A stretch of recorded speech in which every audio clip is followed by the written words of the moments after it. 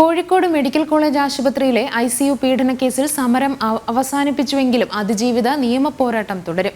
അന്വേഷണ റിപ്പോർട്ടിന്റെ പകർപ്പ് ലഭിക്കുന്നതിനായി 13 ദിവസമാണ് അതിജീവിത കമ്മീഷണർ ഓഫീസിന് മുൻപിൽ കുത്തിയിരിപ്പ് സമരം നടത്തിയത്. 2021 മാർച്ച് 18-നാണ് മെഡിക്കൽ കോളേജ് ആശുപത്രിയിൽ ശസ്ത്രക്രിയ കഴിഞ്ഞ യുവതി പീഡനത്തിനിരയായത്. തൈറോയിഡ് ശസ്ത്രക്രിയയ്ക്ക് ശേഷം ആശുപത്രിയിൽ പ്രവേശിപ്പിച്ച യുവതിയെ അറ്റൻഡർ പീഡിപ്പിച്ചു എന്നായിരുന്നു പരാതി. കേസിൽ ആശുപത്രി അറ്റൻഡറെ പോലീസ് അറസ്റ്റ് ചെയ്തിരുന്നു. ഈ പരാതി പിൻവലിക്കാൻ ആശുപത്രിയിലെ 5 ജീവനക്കാർ തന്നെ സന്ദർശിച്ച് ഭീഷണിപ്പെടുത്തിയെന്ന പരാതിയുമായി അതിജീവിത ആരോഗ്യവകുപ്പിനെ സമീപിച്ചു.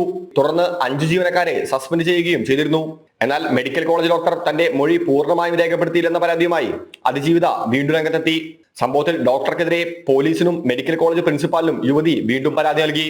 മൊഴിയെടുത്ത ഡോക്ടർക്കെതിരെ നൽകിയ പരാതിയുടെ അന്വേഷണ റിപ്പോർട്ടിന്റെ പകർപ്പിനായി കമ്മീഷണർ ഓഫീസിന് മുന്നിൽ കുത്തിരിപ്പ് സമരത്തിലേക്ക് അതിജീവിത കടന്നത് സർക്കാരിനെ കനത്ത തിരിച്ചടിയേറ്റിരുന്നു. തുടർന്ന് സമ്മർദ്ദത്തിന്റെ ഫലമായി കഴിഞ്ഞ ദിവസം അന്വേഷണ റിപ്പോർട്ട് അതിജീവിതയ്ക്ക് കൈമാറുകയും ചെയ്തു. IG കമ്മീഷണർക്ക് അന്വേഷണ റിപ്പോർട്ട് എനിക്ക് നൽകാനുള്ള ഉത്തരവ് എൻ്റെ കോപ്പി എനിക്ക് ലഭിച്ചിട്ടുണ്ട്. അപ്പോൾ ആ അടിസ്ഥാനത്തിൽ അത് വിശ്വസിച്ച് ഞാൻ എൻ്റെ സമരം അവസാനിപ്പിക്കുകയാണ്. 1 വർഷമായിട്ട് ആ റിപ്പോർട്ട് പിടിച്ചു വെക്കണമെങ്കിൽ എന്തെങ്കിലും കാരണം ഉണ്ടായിരിക്കുമല്ലോ. അപ്പോൾ എന്തായാലും നോക്കിയിട്ട് നിയമപരമായിട്ട് മുന്നോട്ട് പോകാനാണ് തീരുമാനം. അപ്പം ഇതിന് എല്ലാവിധ സഹായങ്ങളും ചെയ്ത സമരസമിതിക്കും അതുപോലെ തന്നെ മാധ്യമ സുഹൃത്തുക്കൾക്കും എല്ലാവർക്കും എൻ്റെ നന്ദി രേഖപ്പെടുത്തുന്നു. നീതി ലഭിക്കും വരെ നിയമപോരാട്ടങ്ങളുമായി മുന്നോട്ട് പോകാൻ തന്നെയാണ് അതിജീവിതയുടെ തീരുമാനം. ജനം, കോഴിക്കോട്.